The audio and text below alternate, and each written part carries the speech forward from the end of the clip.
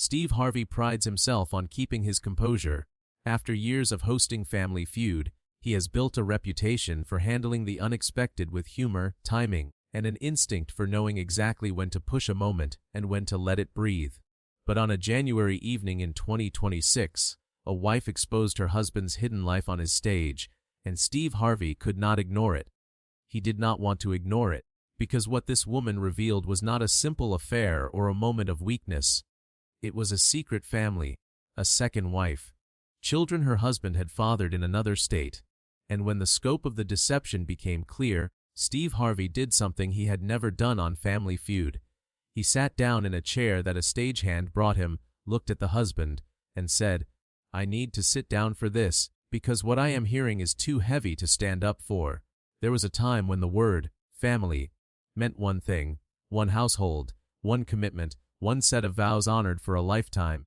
But when Vanessa Cole stood at the Family Feud podium and pulled back the curtain on her husband's hidden life, the word, family, split in two, and the two halves could not exist in the same room.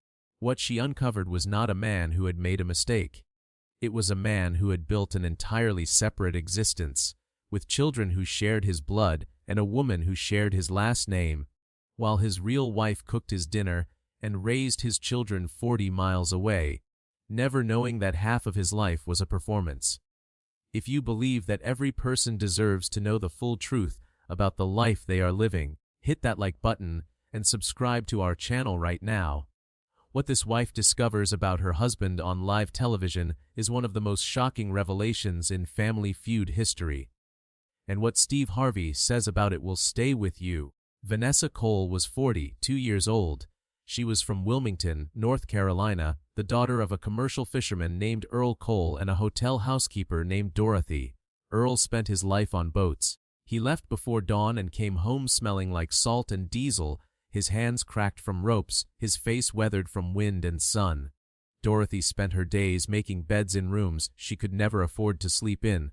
Between them, they earned just enough to keep a small house on the edge of town, put food on the table, and send Vanessa and her younger brother, Curtis, to school in clothes that were clean if not new.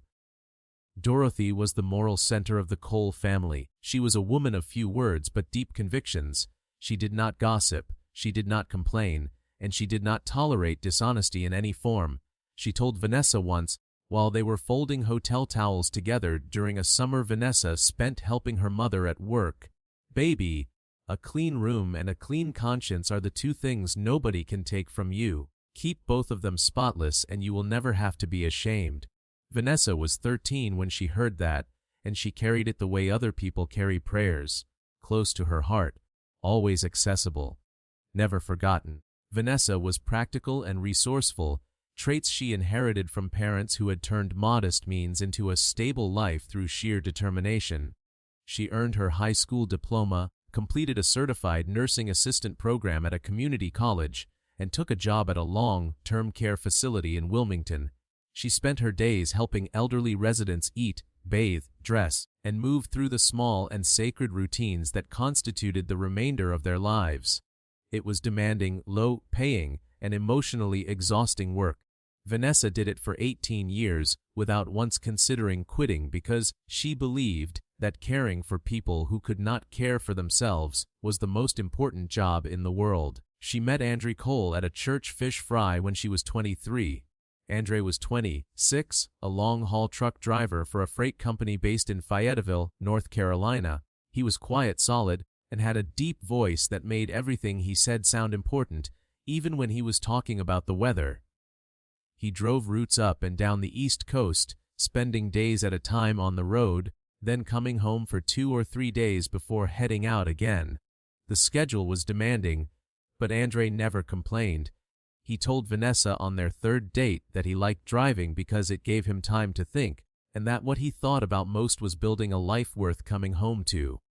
Vanessa, who had watched her father leave before dawn and come home every single night, understood that kind of man. Or she thought she did. They married after 2 years of dating. The ceremony was at the church where they had met, with a reception in the fellowship hall. Dorothy made the food herself, Earl gave Vanessa away in a borrowed suit and cried for the first and only time anyone could remember seeing. Andre's vows were simple. He said, "I will always come home to you." It was the promise of a truck driver, and Vanessa believed it the way she believed the sun would rise. For the first 11 years, the promise held. They had 3 children. Their oldest, a daughter named Kyra, was now 15, intelligent and independent, with her mother's practicality and her grandfather Earl's love of the water. Their son, Andre Jr., was 12, easygoing and athletic, the peacekeeper of the family. Their youngest, a daughter named Melody, was 8, creative and sensitive, who drew pictures of their family at the dinner table and taped them to the refrigerator. Vanessa continued working at the care facility. Andre continued driving.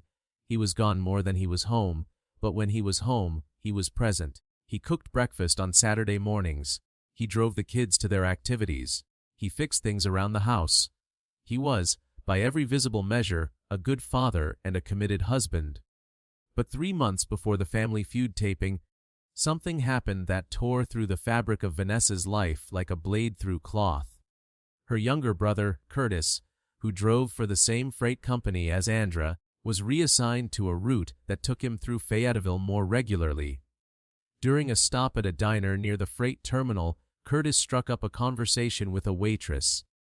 The conversation turned to truck drivers, and the waitress mentioned that one of her regulars was a driver named Andre Cole who came in with his wife and kids whenever he was in town. Curtis went cold. He asked the waitress to describe the wife. The description did not match Vanessa. Curtis asked about the kids. The waitress said there were 2, a boy about 5 and a girl about 3. Curtis drove to the address the waitress had mentioned. It was a small house in a residential neighborhood on the south side of Fayetteville. He parked across the street and watched. 20 minutes later, Andre's truck pulled into the driveway. A woman came out of the house. 2 small children ran to Andre and he picked them up, one in each arm. He kissed the woman. He walked inside. The door closed. Curtis sat in his truck for an hour shaking before he called Vanessa. Vanessa did not scream. She did not cry. She went to the bathroom, closed the door, sat on the edge of the bathtub, and pressed her mother's words into her chest like a compress on a wound. A clean conscience. Keep it spotless. She sat there for 30 minutes. Then she stood up, washed her face, and walked back into the kitchen where her children were doing homework. She did not say a word. She had 3 months before the Family Feud taping, an appearance that Andre had suggested as a fun family outing. 3 months to decide what to do with the truth. 3 months to prepare. The Family Feud team was Andre, Vanessa, Curtis, Vanessa's best friend and co-worker Denise, and Dorothy, who was now 67 and had agreed to come because her daughter asked, and because Dorothy Cole had never once in her life said no when Vanessa needed her. Curtis and Vanessa had agreed on the plan. Dorothy and Denise did not know what was coming. Andre certainly did not know. He packed his bag for the trip to Los Angeles with the relaxed confidence of a man who believed his 2 lives were safely separated by 40 miles and a woman who trusted him. The Cole team was matched against the Nakamura family from Seattle, Washington, a Japanese-American family of 5 whose patriarch had served in the Navy for 20 years and whose wife ran a popular ramen restaurant. The energy in the studio was high and warm. Steve Harvey connected with both families during introductions. When Steve reached Andre and Vanessa, Andre delivered his introduction with ease. "Steve, this is my wife Vanessa. 17 years of marriage. She is the hardest working woman I know. She takes care of elderly patients all day and comes home and takes care of our 3 kids. I could not do any of this without her." He squeezed her shoulder. The audience applauded. Vanessa smiled. Curtis, standing behind them, stared straight ahead with a jaw clenched so tight a vein was visible in his temple. The game moved through the first 2 rounds normally. The Coles won 1 round and lost 1. Andre was charming and gave good answers. Vanessa was steady and composed. Dorothy delivered 1 answer with such matter-of-fact confidence that Steve laughed and said, "Mom, I want you on my team every day." Dorothy nodded once and said, "I know," which got the biggest audience reaction of the first half. Then came the 3rd round. Steve read the question. "We asked 100 people name a secret that would end a marriage instantly." Vanessa was up for the face-off. She hit the buzzer before the opposing player moved. She looked at Steve Harvey with an expression that was calm on the surface, but carried the seismic energy of 3 months of suppressed truth vibrating beneath it. A second family, Vanessa said. It was on the board. Number 3 answer, 21 points. The audience clapped. Steve nodded. Good answer, good answer. The game continued, but something in the air had shifted. The way Vanessa had said it, the deliberateness, the eye contact with Steve that lasted a half-second too long. It registered with Steve on some instinctive level, the way a change in wind registers with a sailor. The Cole team played the board. Answers came from around the lineup. When it cycled back to Vanessa for a second answer, the board still had 2 unrevealed answers remaining. Vanessa stepped to the podium. Steve asked for another secret that would end a marriage. Vanessa did not look at the board. She turned to face Andre, who was standing in the family lineup behind her. I already gave the answer, Steve, but let me be more specific. A second family. In Fayetteville. A woman and 2 children. A boy who is 5 and a girl who is 3. In a house on the south side of town that my brother Curtis found 3 months ago when a waitress at a diner told him his brother-in-law comes in there with his wife and kids. Except I am his wife, and those are not my kids. The studio did not gasp. It detonated. 200 people erupted simultaneously in a sound that was part shock, part outrage, part the physical release of tension that had been building since Vanessa's first answer. People stood up. People grabbed each other. A woman in the 3rd row pressed both hands to the sides of her head as if physically trying to hold in what she had just heard. The Nakamura family across the stage stood frozen, the Navy veteran's hand instinctively reaching for his wife's. Steve Harvey's reaction was captured from 3 camera angles and would eventually be viewed by over 150 million people. His card did not just drop. It fell from his hand like his fingers had stopped working. His mouth opened. His eyes went wide. Then his hand went to his forehead and he pressed it there, hard, as if trying to physically process what his ears had just delivered to his brain. He turned in a slow half-circle, took 2 steps away from the podium, and stopped. He stood with his back to the audience for 3 full seconds. When he turned around, his face was different. Not the comedian, not the host, a man who had heard something that genuinely rocked him. Andrew's reaction was the opposite of dramatic. He did not deny. He did not rage. He did not run. He simply went still. Completely, totally still. Like a man who had been running from something for years and had finally been caught and was too exhausted to take another step. His face drained of expression. His arms hung at his sides. He looked at Vanessa with the blank, hollow stare of someone who had always known this moment would come and had run out of the energy to be surprised by it. Curtis stepped forward. His voice was tight with controlled anger. I saw it myself. Steve. I drove to the house. I sat in my truck and watched him pull into the driveway. A woman came out. 2 kids ran to him. He picked them up. He kissed her. He walked inside like it was the most normal thing in the world. Because to him, it was. He has been doing it for years. Dorothy, who had not known until this moment, was standing at the end of the lineup. Her face had changed in a way that was difficult to watch. The realization was moving across her features like a shadow crossing a room. Her daughter's husband. The man she had cooked for at family dinners. The man she had prayed for in church. He had a second family. Dorothy did not speak. She pressed her hand flat against her chest and closed her eyes. Denise moved to Dorothy's side and put her arm around the older woman, steadying her. Steve Harvey looked at the production booth. He made a gesture. A stagehand appeared from behind the curtain carrying a chair. Steve took the chair, placed it at center stage, and sat down. The audience had never seen this before. Steve Harvey sitting down during a taping. He looked at Andre and said, in a voice that was low and heavy, I need to sit down for this, brother, because what I am hearing is too heavy to stand up for. Steve sat in that chair at center stage, leaned forward with his elbows on his knees, and spoke to Andre with the exhausted directness of a man who had heard the worst thing he could imagine hearing and was not going to pretend otherwise. Andre, I need you to help me understand something. Because in all my years of doing this, I have heard about affairs. I have heard about lies. I have heard about secret phones and hidden credit cards and hotel rooms, but I have never, on any stage, in any conversation, heard a wife stand at my podium and tell me that her husband has a second family, not a girlfriend, a family. Children, a woman who thinks she is your wife, kids who call you daddy, in another city, while your real wife is at home wiping down elderly patients and raising your 3 children and waiting for you to come home from the road. He paused. The studio was so quiet the hum of the air conditioning was audible. You told Vanessa, I will always come home to you. Those were your vows. And technically, you did come home. You just came home to 2 houses, 2 women, 5 children.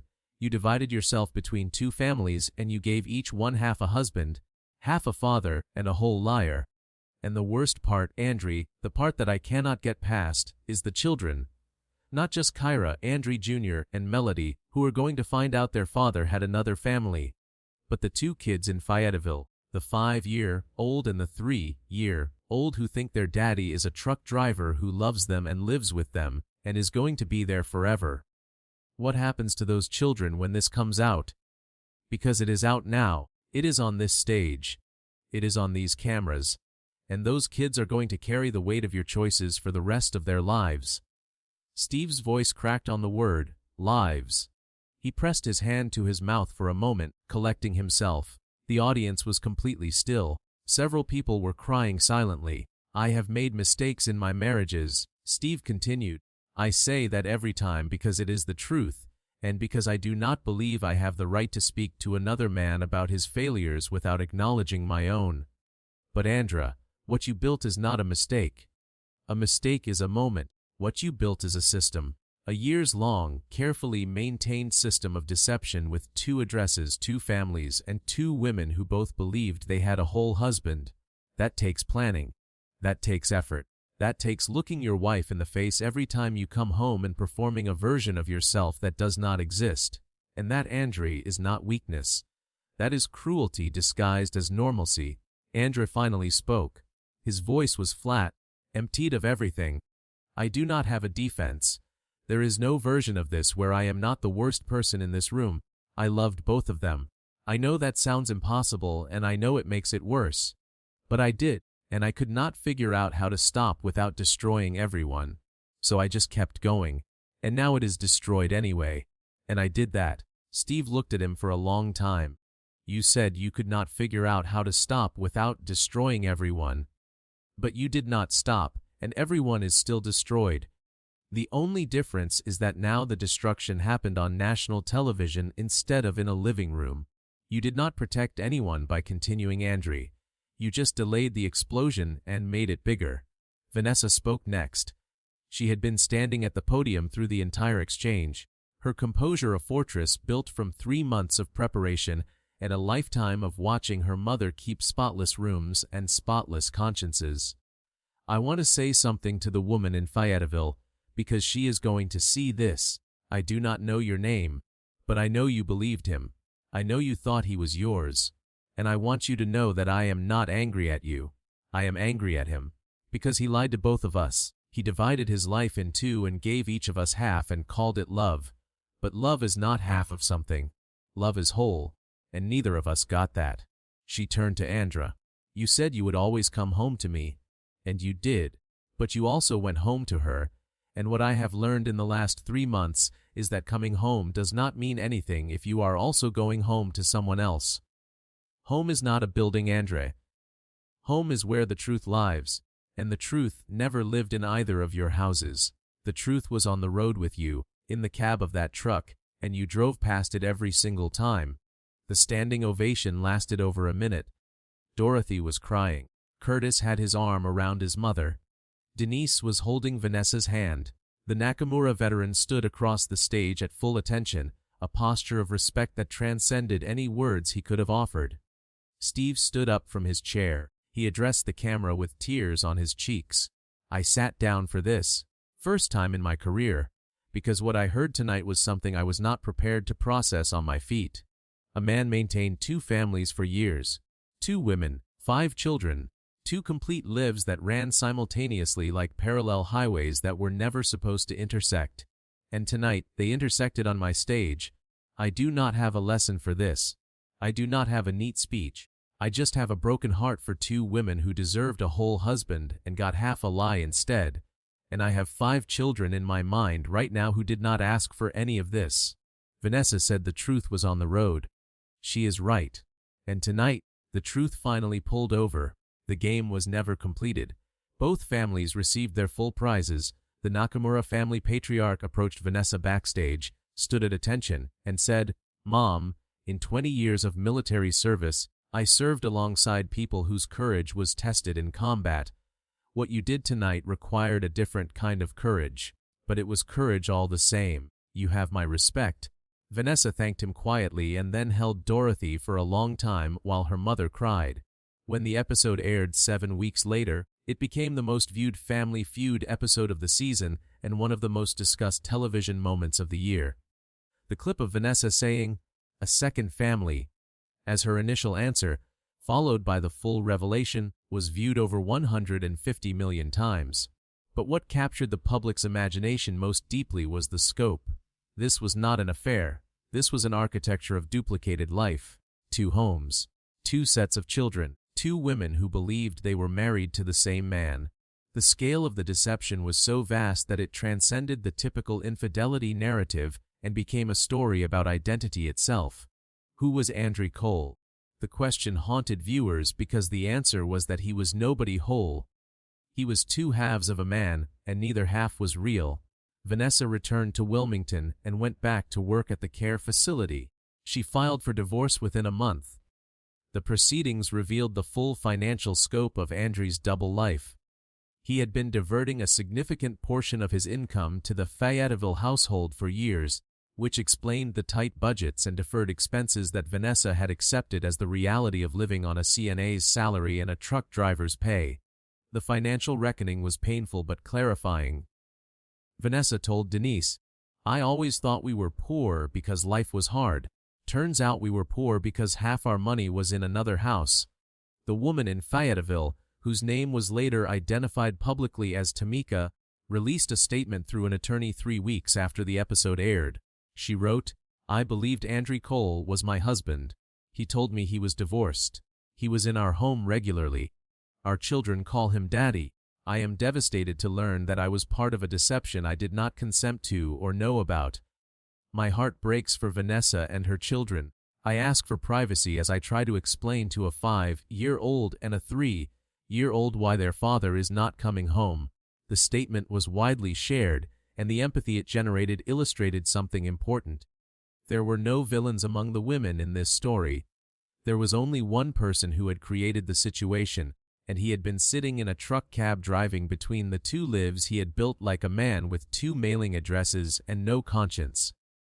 Curtis gave one interview. He said, "I sat in my truck across the street from that house in Fayetteville, and I watched my brother-in-law carry 2 children into a home that was not ours. I have never felt that kind of rage in my life. But I did what my sister would have done. I stayed calm, I gathered the facts, and I told her. Because she deserved to know. She always deserved to know." Dorothy did not give interviews. She went back to Wilmington, back to her routine, back to the quiet discipline of a woman who had cleaned hotel rooms for 40 years and kept her conscience spotless through every one of them. But Vanessa said that in the weeks after the episode, Dorothy called her every single night at 9 o'clock. She never talked about Andrew. She never talked about the show. She just asked Vanessa how the kids were, what they had for dinner, and whether they had done their homework. It was Dorothy's way of showing up, every night, without fail, the way she had shown up every day of Vanessa's life. Steve Harvey spoke about the Cole episode at several events in the following months. At a men's conference, he said something that was quoted widely. "I have sat in a lot of chairs in my life, talk show chairs, interview chairs, courtside chairs, but the chair I will remember most is the one a stagehand brought me on the Family Feud stage because I heard something so heavy I could not stand up. A man built 2 families, 2 homes, 5 children, and neither woman knew about the other. I sat in that chair and I thought about those 5 kids. 3 in Wilmington, 2 in Fayetteville. 5 children who share a father and do not know each other. 5 children whose lives will be defined by a man who could not give any of them a whole version of himself. That is the real cost. Not the marriage. Not the money. The children. The children are always the cost. Vanessa started volunteering at a women's resource center in Wilmington 6 months after the episode. She did not lead programs or give speeches. She simply sat in a room on Tuesday evenings and made herself available to women who were going through separations, divorces, or the aftermath of betrayal. She listened. She shared her own experience when it was relevant. And she repeated her mother's words to every woman who sat across from her. A clean room and a clean conscience are the 2 things nobody can take from you. Keep both of them spotless, and you will never have to be ashamed. The women who came to those Tuesday sessions said that Vanessa's presence, calm, unbroken, and completely without bitterness, was more healing than any advice she could have given. Earl, Vanessa's father, the fisherman who had spent his life on boats, did something after the episode that Vanessa said meant more to her than any public tribute. He drove to Wilmington from his home on the coast, walked into Vanessa's house without saying a word, and spent 3 days fixing everything that Andre had left broken or half-finished. A leaky faucet, a loose banister, a screen door that did not close right. He fixed all of it, silently and thoroughly, the way he had always worked. When he was done, he sat at the kitchen table, drank a cup of coffee, and said to Vanessa, "You married a man who said he would come home. I am a man who shows up. There is a difference." Then he drove back to the coast. Vanessa said it was the most her father had ever said to her at one time, and it was everything she needed to hear. 1 year after the episode, Family Feud invited Vanessa back for a special update. She walked onto the stage to a standing ovation that lasted nearly 2 minutes. She wore a simple cream-colored dress and the same small gold earrings Dorothy had given her for her 18th birthday, the only jewelry she had ever owned that came without a lie attached to it. Beside her, in the front row, sat Kira, Andre Jr., and Melody. All 3 children had asked to come. Melody, now 9, had made a sign that she held on her lap. It read, in careful crayon letters, "My mom is the bravest." Steve hugged Vanessa and took his time letting go. "Vanessa Cole, how are you doing?" Vanessa smiled. It was a smile that had been earned through a year of rebuilding, redefining, and rediscovering who she was outside of a marriage that had only ever given her half of what she thought she had. "Steve, I am whole. For the first time in 17 years, I am living a whole life, not half of someone else's story, my own story. My children are healthy. My mother calls me every night at 9. My father fixed my screen door, and I wake up every morning knowing that the life I am living is the only life I am living. There are no surprises waiting in another city. There are no children I do not know about.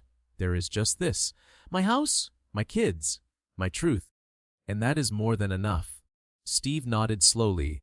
"You know what you said a year ago that I have not been able to get out of my head.